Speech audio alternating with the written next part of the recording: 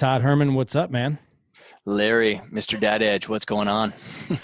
Oh man, it's good to talk to you. It's been a long time coming. We actually had to reschedule this show because I tried to record this when I was at the beach. Yes, that is correct. It's very different. I almost forgot about that. That's right. Yeah, first show I think I've ever done in 4.5 years where I just had my earbuds in. But I was like, man, I'm not going to miss this. I'll record Yeah. it and I'll just apologize for the audio and the intro, and that'll be that. So Well, good thing is the listener doesn't know the difference, and we're here now. I know, man. So I've heard you on a plethora of shows. I'm excited about your message, and I'm also excited to kind of take this in maybe a direction that you haven't had the opportunity to talk about, but I just would Yeah. love your view on it. But before Cool. we get before we get started, you're a family guy. Tell us about your hmm family. Yeah. Well, I have got a brood of three little ones here in New York City that I am raising currently. It's the analogy that I give is it's like trying to raise an oak tree in a thimble. Here in Manhattan, being a dad or being a parent anywhere is a challenge, as everyone knows. New York City just adds a level of effort, more grit and grime underneath your fingernails as you're trying to do it as you possibly can. And it's a different experience for me. I grew up in a big rodeo family, ranch and farm out in Western Canada. So I had 10,000 acres of land and three horses of my own that I got to kind of parade around on. And my little ones have 1,500 square foot condo here in New York City with no backyard. But we seem to be doing all right because they're all super active and healthy kids. But yeah, so I got three little one, married to my wife Valerie for 7.5 years now, and it's good fun. I love New York City. Yeah, man. Two girls, one boy, 6, Yeah. 5, and 2. Yep. First two Exactly. are first two are close together. Back to back. Yeah. Molly, we called our decoy baby because she was, sleeping through the night at like 7 weeks. She never cried. She was happy and smiley. And so when we were 8 weeks in, we were like, man, all these parents who like complain about how hard parenting is, they're just terrible parents. We're amazing. Like, we're so good at this. So we took another crack really fast. And so Sophie came along, and then a month after she was around, we're like, we're terrible. We have no idea what we're doing. No. So very different personalities, as anyone knows who's got at least two kids, that it's amazing how two completely separate and three now human beings can come from the same source. Oh my gosh. Yeah, Yeah. we have I didn't tell you this. We have 4 boys. Oh, wow. Yeah. It's funny. I can almost say wow before the other person says wow at this point. Yeah. I actually had one guy ask me, he's like, why? Why would you do that to yourself? But our Well, if we didn't live in New York City, we would have four. We both come from families of four okay. ourselves. We love that. I mean, my wife is absolutely brilliant at nurturing up and building these amazing kids inside of her womb. So she's we'd love to, but New York City just ain't the place to do that, I don't think. It's not. So how many bedrooms do you have? I know we're kind of going off into a tangent, but I'm curious. 3 kids, 2 Yeah, of you. we're fortunate in that we have a phenomenal view where we live here in New York City of all of basically Manhattan, with the exception of Central Park. We're really high up, but we put the three of them all in one big bedroom, and we have this little kind of half dividing wall for our little guy Charlie. But they have lots of space to play. But for people who don't understand raising kids in New York City, you actually do a lot of stuff outside. Like, you're Sure. always kind of on the go. You look like pack mules, essentially. Any good parent, you've got a nice big carriage or stroller, and you're just lugging your stuff around on that. And so we're out in parks all the time. We live just a couple blocks away from the biggest sports complex in Manhattan, and I purposely moved down here so we could be close to it. And that's where the kids all went to preschool. We've got one now in there. The other two are off in now elementary school. But yeah, Nice. but they're all packed in. 2 older ones, they play sports.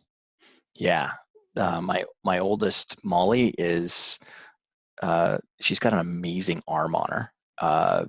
She won the award for the strongest thrower in her league and most accurate at in t-ball. And my little girl Sophie is just a speedster. They have very different skill sets. One's super amazing hand-eye coordination. The other one, Sophie, is just an amazing just all around athlete, but super quick. So, but yeah, they play sports, that soccer, gymnastics, they're kind of involved in lots of different stuff. And me, I mean, I work in pro sports. I work in, have for 22 years. So I see way too many parents, and it's such a big mistake that they try to sport focus their kids way too soon. And it's actually a big part of the problems in sports nowadays, that there's this really big money machine behind it, where parents feel almost forced to keep on putting their kids from going from, their winter league into a spring league into a summer league. And then they have coaches and officials who are like, listen, if they don't go into the spring league, then the chances of them making, and I tell every parent the same thing: you give that person the middle finger and you walk away. Like, if you allow other people to bully you into what their kids are supposed to be doing, then you're not being a good advocate for your kid. And there's no shortage of sports for them to be playing. And anybody who sports focuses their kids before the age of 13 is doing a huge disservice to the kid physically, both from an injury standpoint and from a mental standpoint. So we expose them to lots of different sports, and that's what our responsibility is to the kids anyway. Is they'll find their way. Brother, you are speaking my language, man. I've had on a few other sports gurus and say the same thing. I actually just saw this thing. I traveled to Colorado this past weekend, and when I was waiting for my plane, there's this entire segment on CNN about the Netherlands, and that they've got phenomenal athletes, and their belief is, this is going to really probably piss people off hearing it, but their belief and what they do before the kid is 13 is there's no rankings, there's no score, there's no winners, there's no losers. What they do is they ensure that the kids are having fun, and that there's smiles, and that they're having a blast. And then if the kid has some talent in a particular sport, and after the age of 13, that's when they start to hone that and start to train a bit harder. But up until then, it's all about fun. That's all they do, and they excel in their sports. Well, I think actually what the country you're talking about isn't the Netherlands, it's Norway. Oh, yeah. You're right. Yeah. You're right. It's Norway, and Norway has a phenomenal, and they've been developing that system since the mid 90s. Yeah. And yeah, it's a strong system. And yeah, I mean, that's anyone who's playing in, that's why, like, all of these stupid reality shows that are out there around, like, they follow around the football coach in Texas that's got the 8-year-olds and the 6-year-olds, and he's yelling and screaming at them, and everyone laughs at it for like entertainment value. And it's like, no, that's actually that's child abuse. Just call it what it is, because it's child abuse. Like, I was on this, there was this kind of a think tank thing that was developed here in New York City, where they brought in the heads of like ESPN, NBA, NFL, NCAA, Nike was there, Adidas was there, many others, and then a few of us that have worked at high levels like coaches and stuff. And there's about, I think, 24 of us that were sitting around the table just talking about the nature of sport, what needs to happen and change and shift. And I mean, I basically I went off on the NCAA, because they're one of the most evil groups that's out there. I'll flat out say it, and hopefully the NCAA finds out about it, or finds out. They already know I'm not all that well liked amongst the brass at the NCAA, because because of the work that I do, I get pinged on by a minimum of 8 people every single week that are collegiate athletes. The level of depression and suicide rate amongst collegiate athletes is at an absolute epidemic level right now. The level of terrible coaching that's at the NCAA, at the universities and colleges, is brutal. They lord their scholarships over these young kids in order to force them to, basically be indentured servants to the college. It's a super toxic environment. And so I had a 2-minute long, basically, monologue going off at them, and I pointed out at the people at Nike and Adidas, because one guy at Nike kind of chimed in and said, we've been saying the same thing. I'm like, Nike, don't act like you're somehow not complicit in this as well, because you guys are funneling more money into this. Like, money is the problem. It's like politics. Money's the problem. It's not gonna change, because there's just too much money being made inside of it. So to the parents that are out there, just be very mindful that that's the thing that's driving a lot of this. But at the end of the day, you still need to be taking personal responsibility for your children, and being their advocate for your kid. Yeah, I agree with that. We speaking of bad coaches, I mean, I'll share this with you because I think you'll appreciate it, and Hmm. then obviously we'll move on to your book and everything else and fatherhood. But my 11, so he's 13 now. When he was 11, he played hockey, and Yeah. it was on the rec league, just the rec league. It Yeah. wasn't. And when I say the rec league, it was the bronze, so it was the lowest, like literally fun, like fun Yeah. league. Yeah. And so my son loved hockey, like just fell in love with it. And he had this coach that, I mean, we're talking about 11U, right? Recreational, lowest level recreation. This guy got kicked out of more games by the refs because he was just dropping F bombs, screaming at the kids, screaming at the refs. I think we had 15 games. He got kicked out of 4. And that's not including the penalty time that the players had to go in the box because the coach was acting like a Unsportsmanlike. Yeah. crazy Yeah. person. Yeah. But yeah, it's insane, man. But I know your background, Hmm. so I want to start a little bit with your book and your background, and then I would really love to go in the direction of how this impacts us as fathers, Sure. as far as our ego, but Yeah. the alter ego effect. And I know you've worked with professional athletes, but tell us how you even got started with all this. It's a fascinating topic. Yeah.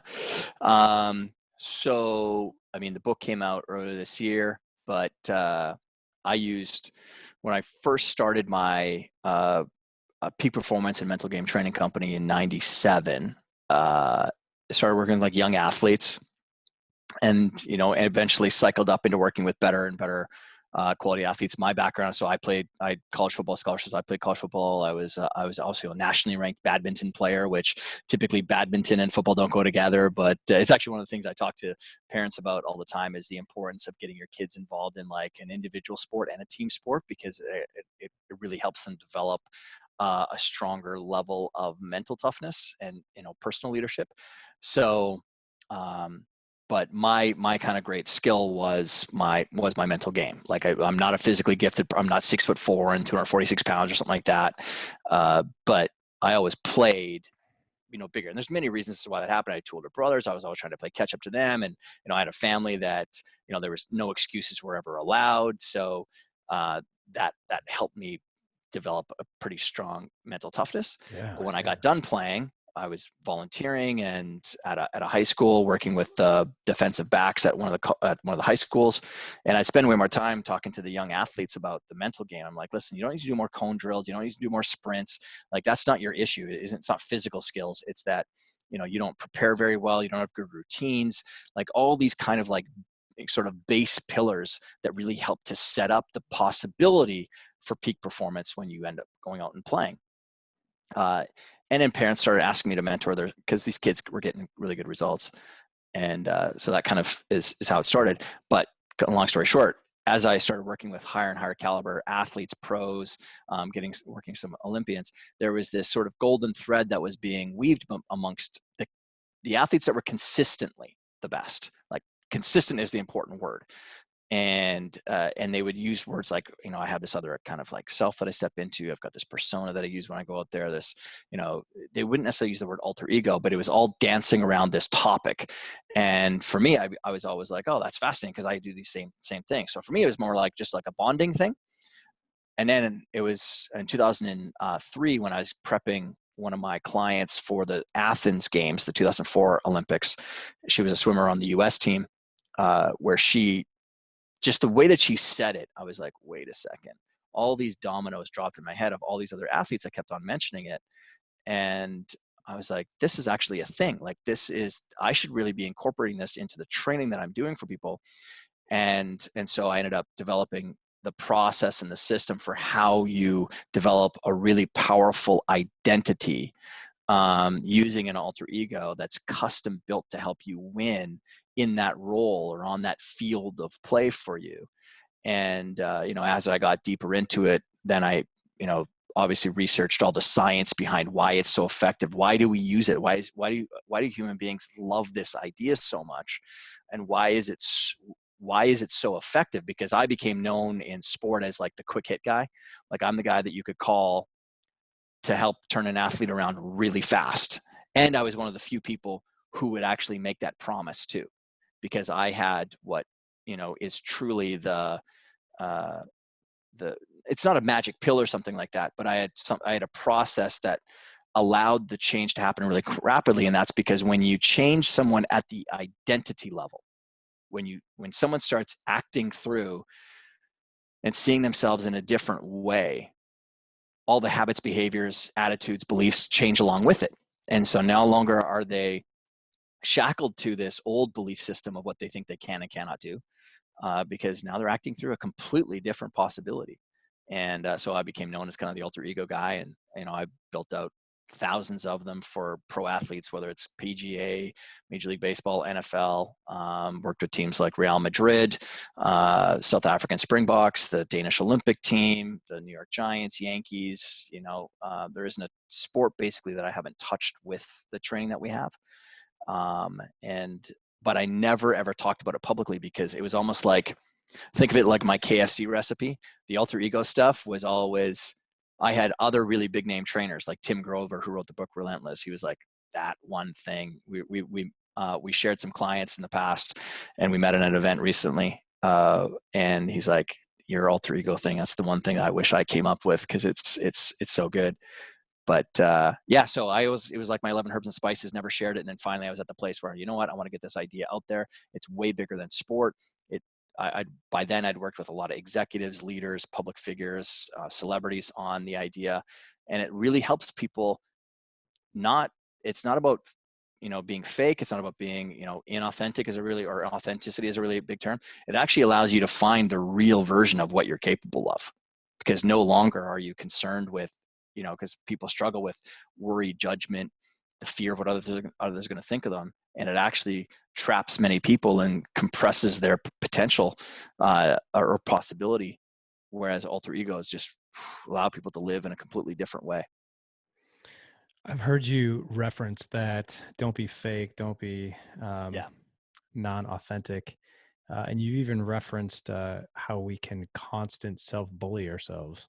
Mm-hmm. Give us some examples. I mean, it's probably a no-brainer, because I think men and fathers and just about Yeah. everybody, we tend to speak pretty ill to ourselves. Sure. But talk about that constant self-bullying. Well, I mean that we run this awesome tape of we replay over and analyze our actions and our behaviors constantly. And we're also very much conditioned to notice the negative. It's also built into just structurally how the human brain is built. Like, when we were out on the plains and we're trying to stay safe and not get killed by the saber-toothed tiger, like, you're always looking for abnormalities, like, oh my God, that bush over there just rustled. Like, that's the negative. And so we're trying to be hyper sensitive to that. But now, as society has developed, we're still stuck with the same brain construct. And now all of this sort of negativity has been wrapped around more the social structure of things. Like, oh man, that guy over there didn't say hi to me when I walked in, or he didn't shake my hand or he, turned his back when I walked up to the group. And, we start telling ourselves some sort of story. And some people, it can be, their self-worth is now no longer as much as it should be, or that guy didn't, take the sale when I offered it to him, or like all of these things. And it's story and narrative is built into the human brain. It's actually one of the great superpowers that we have, because it comes from our creative imagination.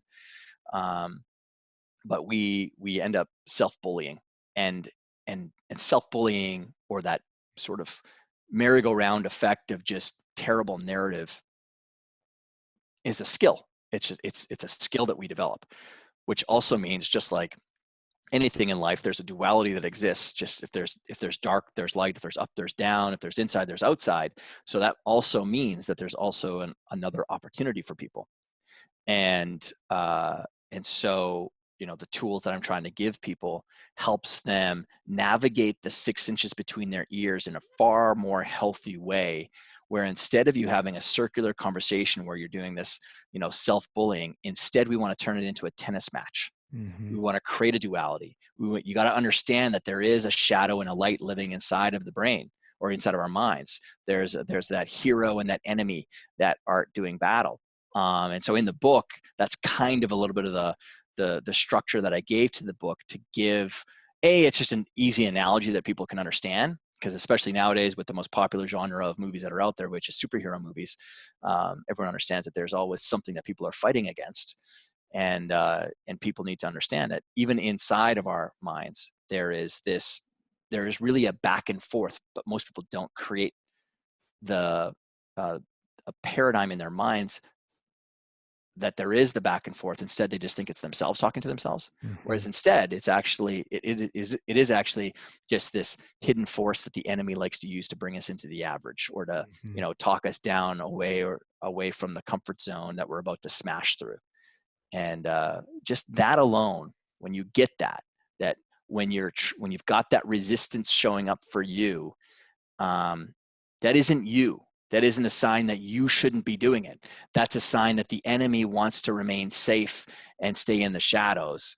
But really, that's when, for me, that's a signal that I'm going to floor the gas pedal even more. I'm like, aha, that means a breakthrough is about to happen. Give us an example of that. Yeah. So I will say that because this is the Dad Edge podcast, I'll talk about and I think this would be even more relevant to men, because our egos get in the way around vulnerability around our wives. Sure. And there's this, I'd say, I don't know how good in history men have been at being romantic for their wives, or being thoughtful, but they're, I would say that my identity wasn't good at seeing myself as being as someone who was being like really romantic and, that almost Casanova type with my wife. And so when you're getting to the point where you're about to be like, affectionate, or you're gonna, tell your wife that she looks beautiful, or all those like affirmations, like whatever that's why I love the book, The 5 Love Languages. It's it's such a great, very simple concept that you can get around the ways that many people give or receive, love, or, feel it. And my wife is a huge affirmation side of things, whereas I'm not. And so what she gives to me is a ton of affirmation, and it's beautiful. It's wonderful, but I'm an active service person, and so then I wouldn't, I will do things for her, but that's not what her main tank is going to get filled up with. She wants affirmations. So I'm like, here's what we do. We go, yeah, but that's not me. Okay, so how's that working for you? That's the greatest question that Dr. Phil has contributed to society. How's that working for you? It's such a good question. And it's not, because if you're married, that's obviously a super important relationship in your life. If not the most important, it should be the most important relationship. And so it's not working for me. So the current version of me doesn't affirm. Well, because I know that human beings are not freaking trees. I'm not an oak tree for the rest of my life. The great ability that we have is to shapeshift. We can develop and change. So my point in getting back to the whole example of getting to the edge of a comfort zone, if I'm getting to the edge of my sort of ability or vulnerability to say a nice thing or a compliment to my wife, and it sits there just about on the tip of your tongue, but then you don't say it, that's when I know I want to force the gas pedal and I want to push through it, because I want to see and develop into the greatest version of myself as a husband as I possibly can for my wife. So I want to lean into that and go through that, because that's not really me. That's that shadow enemy telling me, but Todd, you're not, she doesn't need that, or it's not the right time, or all this kind of bullshit crap that just, is self-talk that doesn't mean anything. That's the problem, is most people think that their self-talk means something. It doesn't mean anything. That's literally the job of the mind. The job of the mind is to just create activity. That activity is transmuted through self-talk. And so what people do is they hear the self-talk and they think it's about you. No, it's not. Think of it like this. Every idea or thought that runs through your mind is not you. Think of it like the sky. The sky is the mind. And each idea and thought is like a cloud that passes through it. So if you get the thought or the idea that, oh, he's dismissed, someone's dismissing me right now. They're like, oh, that's a nice idea, Todd, but I'm not going to be the, it would be strange for people, listeners of this podcast, because I'm thinking that the people who listen to the Dad Edge aren't people who want to stay stuck in normalcy and being average losers. Like, frankly, I mean, there's winners in life and there's losers. Losers lose, winners win.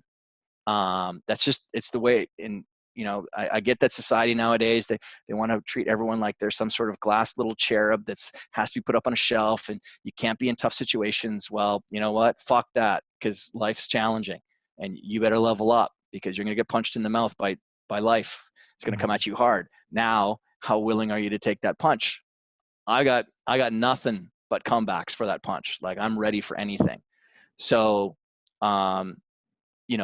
so the people that are listening to this aren't going to be the ones who are challenged by this. But when that voice speaks up and says, oh, but you're not affection, or you're not, a words of affirmation person, I want to push through that and go, ugh, you have no idea what I am, because I am not that. I am anything I want to be. Mm-hmm. I think that's where most guys get stuck as husbands and fathers. Like, I see so many men, and I've been doing this for 7 years, and I see so many men like freaking execute in the workplace, in their career. Like, they're just ballers. Like, they execute, they perform, they're an A player, and then they come home and they're like, I can't bring that energy here. Like, cause this is that, like what you said, that's not me. Yeah. And one of the things I really wanted to tackle with you, and I don't think you've ever had an opportunity to talk about it, but what I've seen in fatherhood with the men that I've worked with is there's this villain, right? That kind of lives within all of us. And my goal of this show to have you on is like, how can we unleash that husband that you've already talked about? Yeah. And how can we unleash that father that's like, you know what? I do have patience. You know what? I am going to be intentional. And you know what? I am going to love my kids, love my wife, and I'm going to bring as much intensity as I do in the workplace into this family. But men have such a hard time bridging that gap. Yeah. Yeah. Well, and I mean, that's because we're rewarded way more for going out there and, hunting and killing out. Like, that's what our identities have been built around. But I think that there's, an even more powerful one that is there for people to see. And that is that you're not just one thing. Like, you're not one role in life, because the powerful part about being someone who's an A player at work and an A player at home with kids and an A player as a husband to your wife is, you can have one area that you could be challenged by right now, but you're still going to have a fairly healthy level of confidence and self-assurance, because your entire life isn't sucked. Like, so many people, again, as someone who's worked with athletes as they're coming to the end of their careers, and the only identity that they have is that they're a football player. And if you only see yourself as a football player, or if you only saw yourself as an entrepreneur, and your business isn't going well right now, well, that means you're failing at life, right? Whereas, what people need to understand about the nuance of being a human being is there is no you. There is, like, I can't put you underneath a microscope and find the you-ness. There's a body that encompasses many roles that you play in life. Okay. And this is a really important concept for people to get, because we as human beings, we create our worlds through language. That's what we do. Human beings, that's what's really unique about us, is that we use language as a way to create ourselves and to live into a world. And so we use words like you and me and I, and sometimes those words can trap you, because you can say things like, well, that's not me. Like, okay, so I get that's not the current version of you, but do you think that there is a possibility that there is another version of you inside? Like, is there more? Like, are you telling me that that's all you're capable of? Because, like, that's a really important question for you to understand or answer, because if you think that that's all you're ever capable of, then you should fucking quit now, because that's it. It's game over. Because there's, like, everyone should be taking lessons not from freaking most self-help books, which have been written by people who are not practitioners. not people who've worked with people one-on-one, toes to toes, nose to nose. Like, you have an amazing advantage over many other people because, you work with people one-on-one. You see the real challenges and struggles and vulnerabilities that men have behind the scenes of being like what it's like to be a dad. Just like, for 22 years, 17,000 hours, 17,086 hours now working with people one-on-one, nose to nose, toes to toes, belly to belly, really seeing the nuance of what peak performing people do, struggle with, are challenged by. That gives me an amazing advantage over people who just research or who have read a couple of books and now have churned out some sort of variation of those two books. Like, listening to practitioners is important, but in that so what I was going to say was, the lesson that people should be taking is from nature. If something doesn't exist in nature, then it doesn't exist. Example, balance doesn't exist. I'm sure you probably talked about it on this podcast. Balance doesn't exist in nature. There is no such thing as balance. It doesn't, it's not. There's an ebb and a flow. It's trying to reach towards an equilibrium, but it doesn't exist. So why pursue balance? I don't pursue balance. I pursue integration. So I was lucky. I grew up on a big farm and ranch. Now, on anyone who's ever lived on a farm understands that there's no such thing as work and home. They go together.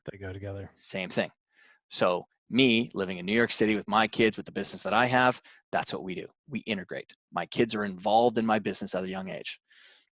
What that means is, as soon as they turn 2, because I host events, big live events, they have to come and they got to come and speak on my stage as soon as they turn 2. So whether that's them singing a song, them doing a poem, them coming out and saying hi to the audience, whatever the case is, we integrate. I get them to help set up my day for me.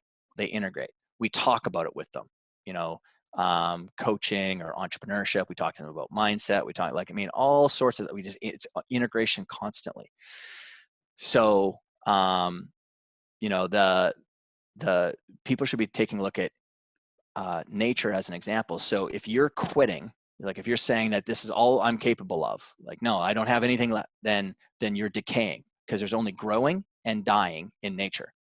As soon as the tree stops growing, it starts dying. That's just the way that it is.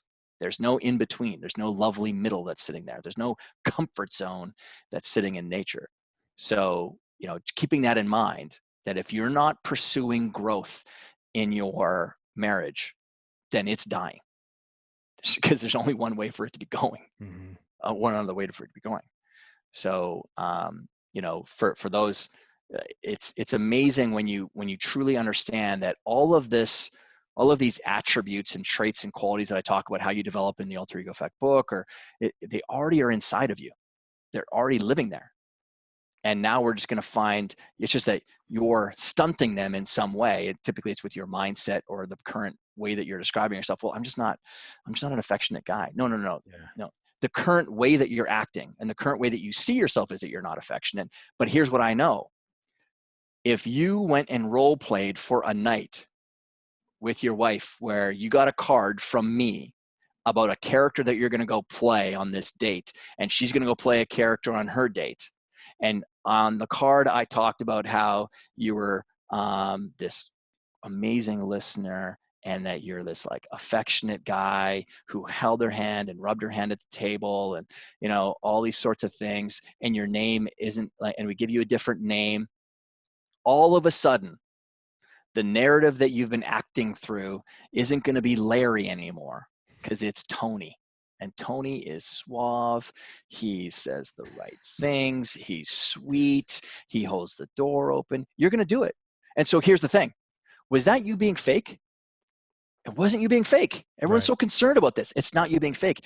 All you did was you disassociated from your normal self, and you decided to play a new version. And what happened?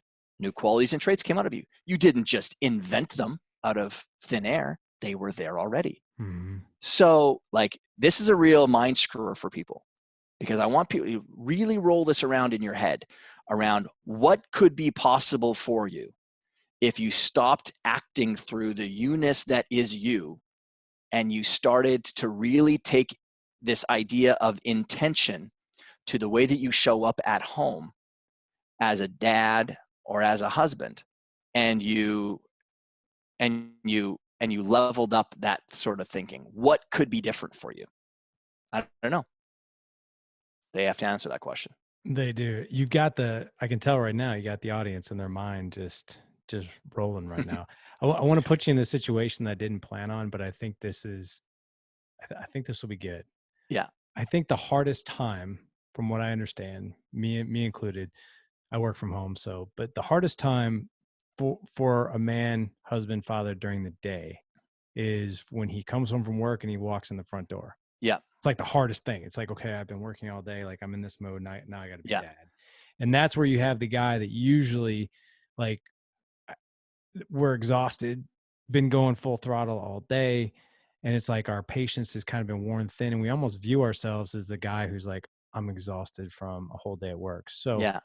how can we flip that switch? Like, so if a guy's driving home right now, Yeah. and how do we flip that guy's switch to where he can walk in the door and instead of being Larry, he can be Tony? You know, Yeah. right. Those Yeah. traits. 100%. I mean, just think about it because we love to serve. Yeah. Yeah, We do. We love to serve. And so this is the great thing about moments. I talk about in the book, like this idea of moments of impact, that in any role that we have in life, or in any game, on any field of play that we might be operating on, there are some really important moments that really impact our success. And in say in sport, in hockey, in football, and in basketball, the great majority of points, goals, touchdowns are actually scored at the edges. Beginning of a quarter, end of a quarter. Beginning of a half, end of a half. Beginning of a period, end of a period. That's where the majority of goals are actually scored, or points are scored, is there. Okay. So, not that you want to coast in the middle, but if you leveled up at the beginning and at the end, you're going to give yourself a really high chance of excelling. So in the context of our day, so there's someone who's driving home right now, and there is a moment of impact that's waiting for you. There's a kind of a rule in psychology and in behavioral dynamics that your first 60 to 90 seconds of interaction that you have with another human being will actually color and dictate the next 15 to up to 45 minutes of interaction. So if I walk up to you, Larry, and we are at an event, and the first thing, Larry, dude, how's it going? Man, I've been watching your podcast. It's blowing up. Like what you're doing and the movement that you're creating has been phenomenal. Like I see social shares, I see all the stuff that you're tagged in. Like, what are you doing right now to make all of that work? Because that's just, it's not normal. So you got to be putting some energy behind this, and you must be pretty excited about what's going on, right? Okay, so that's different. I learned no one gave me more of a impression around this than the former leader of Marvel, Stan Lee. So I had the chance to connect with Stan before my book was coming out and before he passed away. I sent him an early advanced copy of the book along with a letter, and then followed up with him. And he got back to me right away and said, I haven't looked at the package yet, but let me look at it. Open up the package. Then he called me about 45 minutes later, and he's like, I love this idea. This is amazing. For 80 years, we've been inviting people into the superhero worlds and extraordinary worlds of superheroes. And now you're actually giving people the process for them to go do it on their own. How can I get involved? What do you need from me? And then I actually booked him to be my keynote speaker at my live event, which is at the end of September, beginning of October, 2019 here. And 2 days later, so after I secured him, 2 days later, he passed away. But the one thing that I learned from Stan, and I have learned this from many other extremely successful people, is one of their great qualities is they are enthusiastic about what you're doing and what you got going on. And think about this.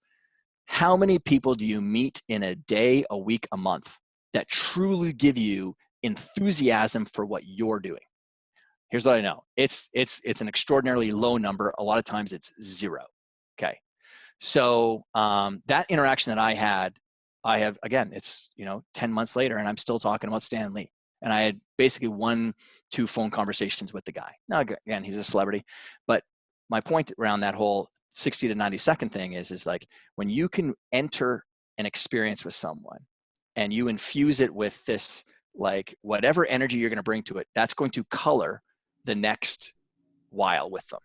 So if you walk through the threshold of your door and you infuse your home with a different energy, whether it's with your kids or you walk up to your wife right away, you give her a huge kiss and a big hug, like what possibility has just been changed for the trajectory of the next 45 minutes, 20 minutes, 10 minutes, who cares? What's the possibility that's been, because that's what it is. All we're doing is we're creating windows of possibility.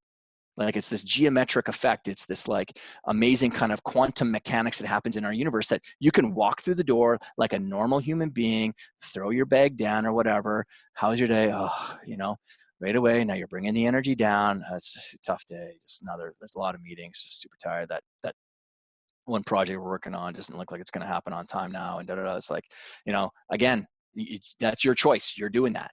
Now, just because everyone else walks home and their energy, because the narrative around society is what? Tough day at work. Everyone just accepts these ideas that that's the way that it always is. I don't accept it. I refuse to allow the gravitational pull of average pull me down to that. It's not going to happen. Someone else can live in that gravity. I'm not. When I look at the doorway, and again, this is the power of our mind, I look at a doorway as a threshold of opportunity. When I walk through that door, I have a bracelet that looks a lot like the one that I'm holding up here on the video. It was made by Molly, my oldest, and it has the initials MSC on it. It also has the words "only in love" on it, and it has my wife's name on it as well, and there's all these colored beads around it. And I have it on a hook at the front door. And the moment I walk through the door, I grab that bracelet, I put it on, and I snap it, and that's me moving into dad mode. And I'm acting with intention because I want to be not only an A player as a leader in my business, an A player for, as the coach and mentor and advisor I am with my clients, but I want to be an A player for the most important people in my life, my kids and my wife. They deserve nothing but that's the least that they deserve from me.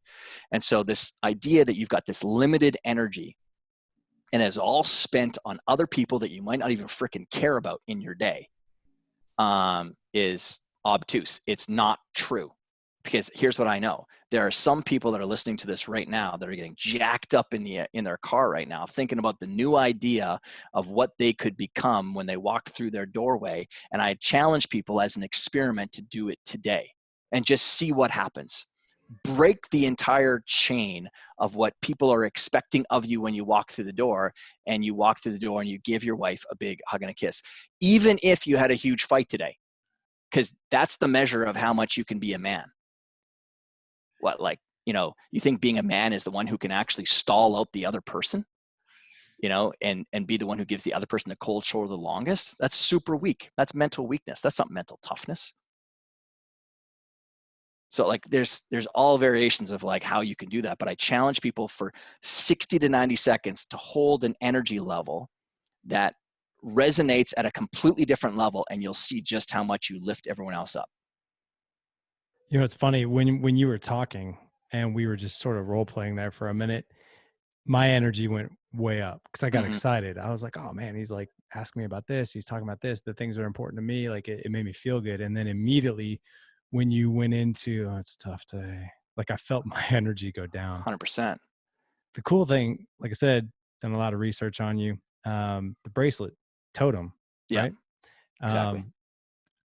So when I read your book and I've heard you on other shows, the whole totem effect thing, like I never really understood. But like, so for instance, when I play with my kids, I always put on a hat. Mm-hmm. And I always feel like, cause I have, 4 boys. So everything we do is like rough and tumble. Yeah. And I feel like when I put that hat on, I don't know if it's me getting ready for play, if it's me trying to be in a better mood, but I feel like, okay, I'm ready to go get dirty. Like, Yeah. like let's go do something. Yeah. But the totem idea, I really, really like that because it serves as like this mental, physical reminder Mm-hmm. the role that you're about to step into. I know you have a personal story Yeah. about this too. When you first got started in this business, and I know you used to look like you actually still look like a really young guy, but when you first started this when you were 22, you're like, I don't know if people are going to take me seriously because Totally. I'm kind of young looking. So you did something, and Yeah. still do to Yeah. this day, right? Yeah. So, I mean, when I was 21 when I got kicked off doing this, and again, it was accidental. I wasn't going out to try to create this business of being like a mental game and peak performance guy. But people were asking me for more and more help. And, I came from the world of 4-H. So 4-H is like agricultural Boy Scouts. And in the world of 4-H, there's a speaking competition. And so at the age of 10, I was always, I was doing impromptu and then, scripted speeches, and, you go on if you advance and you get awards. And so I won a bunch of awards as a young kid for my public speaking. So when I first started out, I was like, well, the only thing I know how to do to kind of like maybe market myself is to go out and do a bunch of speeches. And so, but then I was super insecure about how young I looked, because I looked like I was 21 or 22 and I looked like I was 12. I had a baby face. But just lacking confidence, insecure, totally indecisive about how I should be maybe even building my little practice in my business. And that wasn't getting me anywhere, that version of me. And then I was like, wait a second. I used the idea of an alter ego when I played football and sports, and I was Geronimo, and I talk about in the book, like, creating that alter ego. Why don't I use that same idea instead of showing up as like Todd? Why don't I show up as, and immediately the kind of name that came to mind was Super Richard. And the kind of the funny thing behind it is my first name's Richard. My middle name is Todd. I've always gone by Todd. It's a real pain in the ass thing to do to your kids is, call them by their middle name when that was always your intention. And I was like, Richard sounds like it's more of a businessy name, So, and I loved Superman. And so I was Super Richard, and I was inspired by Benjamin Franklin, Superman, and Joseph Campbell, one of my other heroes, who wrote like the Hero with 1,000 Faces. And that was going to be the composites traits that I wanted to put into this way that I was going to show up in business. And I was like, okay, so when I snapped on my chin strap, that's when I would activate that Geronimo alter ego. But I need something in business. And I always thought growing up that people who wore glasses were smarter than me, because my best friend Mark in my small little rural school was brilliant, and he had glasses. So I went out and I bought a pair of non-prescription glasses. This is back in the late 90s when everyone was getting LASIK surgery. No one was buying glasses. And so when I went into the Lens Crafters in West Edmonton Mall and I bought this pair of glasses, the optometrist was actually trying to talk me out. They're like, you've got perfect vision. You've got 2015. Why are you buying glasses? Yeah. And I was like, can you just please sell me the glasses? So that's what I did. And I would do my reverse Clark Kent. I would put on those glasses to become Super Richard. And it was just like I have a pair of glasses right here. But there weren't just glasses. To me, they embodied the kind of the spirit of Superman and Joseph Campbell and Benjamin Franklin, who had glasses as well. And I would put those on, and I was activating all of them when I would do that. And after a while, even me just touching right here gives me a different kind of like sensation. It creates a trigger effect.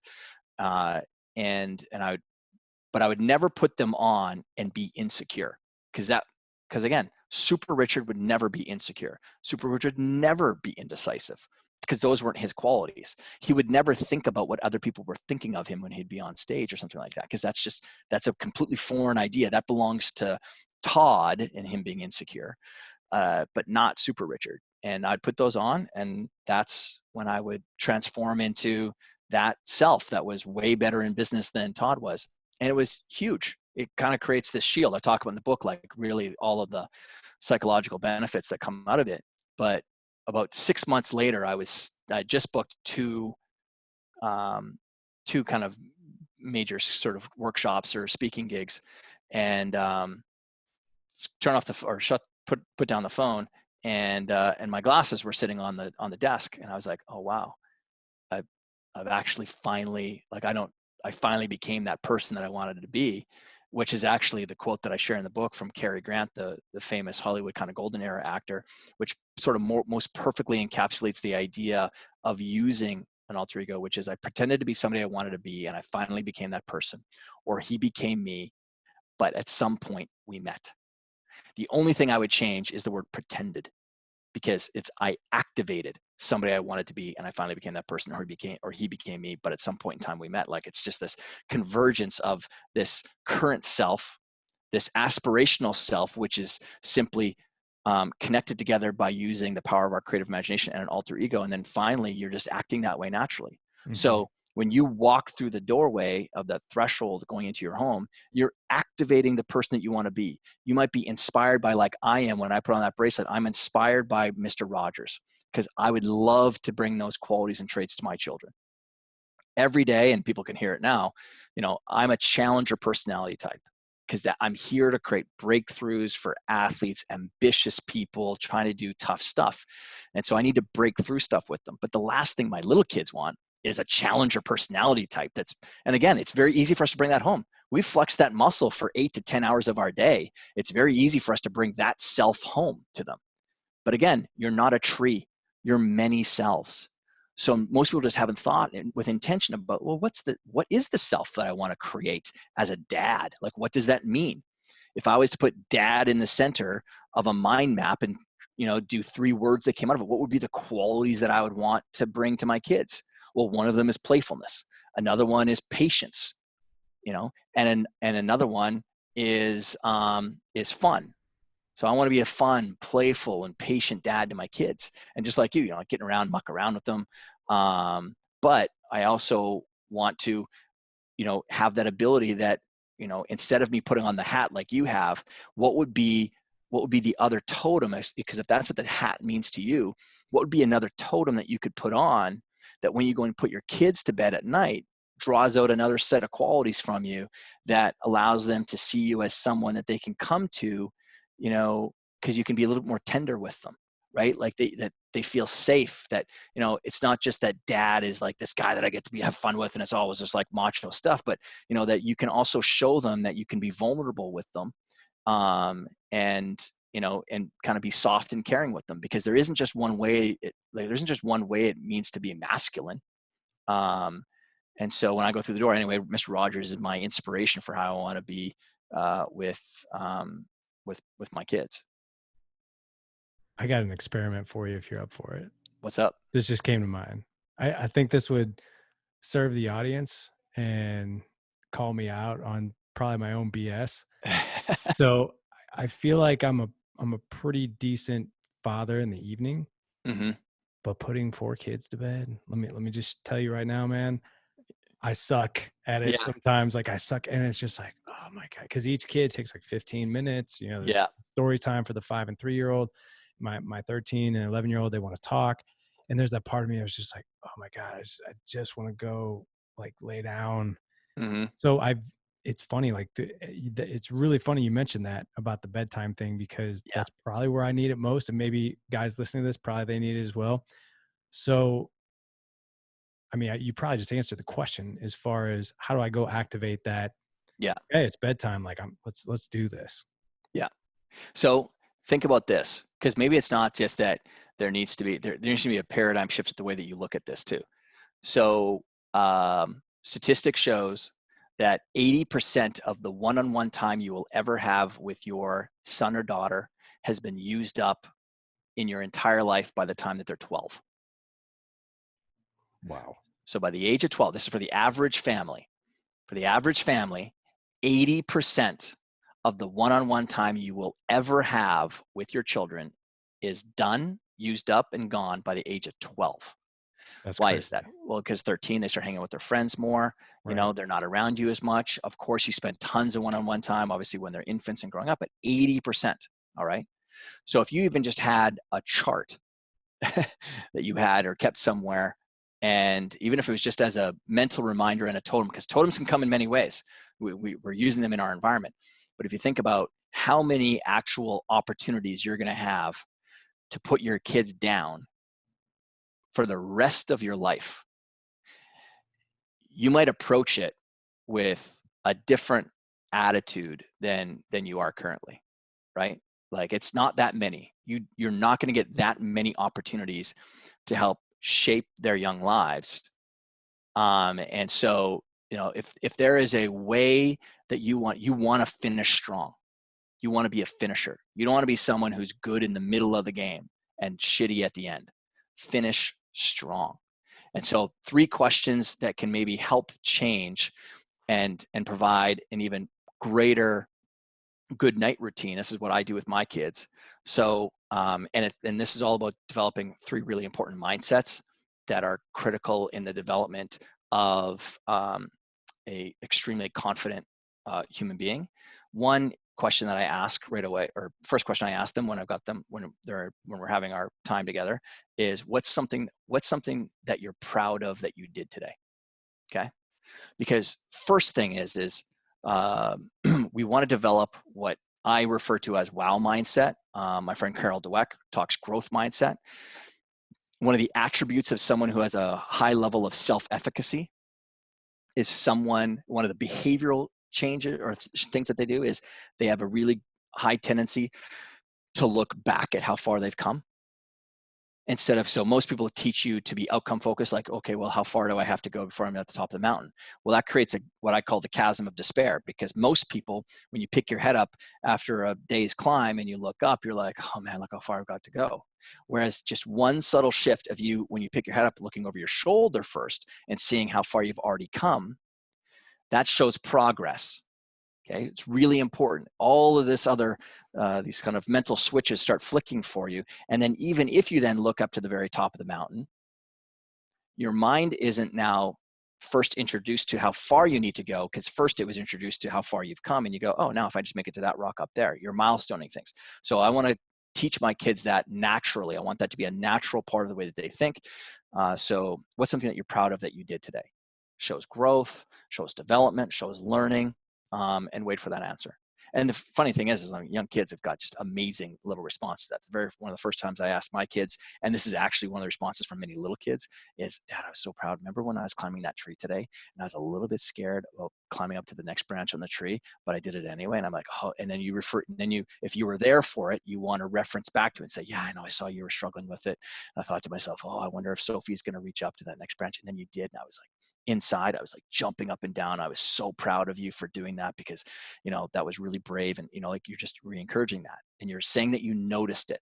That's really, really important for kids to understand, that you're noticing those things, and we're trying to affirm their effort towards it. It's not that they scored the goal or whatever. It's that, man, for the last week you've been practicing that lacrosse pass in the backyard, and I saw you do it when you passed it over to Tim, and he made that. That was amazing. He's like, yeah, Dad, but when we scored, I was like, yeah, that was cool. But it was so awesome to see you work so hard on something for a week, and then you went and applied it in a game. Do you know how many other kids wouldn't do that? Like, that's amazing. So proud. Second question, what's something that you failed at today? Very important. I want my kids to be anesthetized to failure. It's just a part of the process. There's nothing new here. What's something you failed at? And then if they say that there wasn't anything that they failed at today, and then I tell them it was a missed opportunity. Okay, well, today was a missed opportunity then. Because failure is really important, because that's where we get to learn the most. That's where you get to develop the most. So trying and failing at things is really, really healthy, because it means that you're not falling backwards. You're actually continuously moving forward. And it's amazing the kind of the responses you get on that stuff. And then the third and final question is, what's something that you're excited about tomorrow? So that we teach them that there's exciting things to come, that tomorrow is an exciting day. And again, a lot of kids don't think forward. They don't even know what's maybe happening tomorrow. And that's where you get an opportunity to talk to them about some of the things that they could be excited about. But those 3 questions, really, really powerful. And it's a great way to end the day and have a cool conversation with them. Thank you. Seriously, man. You just I'm starting this tonight. Yeah. Yeah, Let me know. Let me know what the responses are from it. Man. Yeah. I will. It's always been my Achilles heel. Of course, that's me just now talking my own BS, right?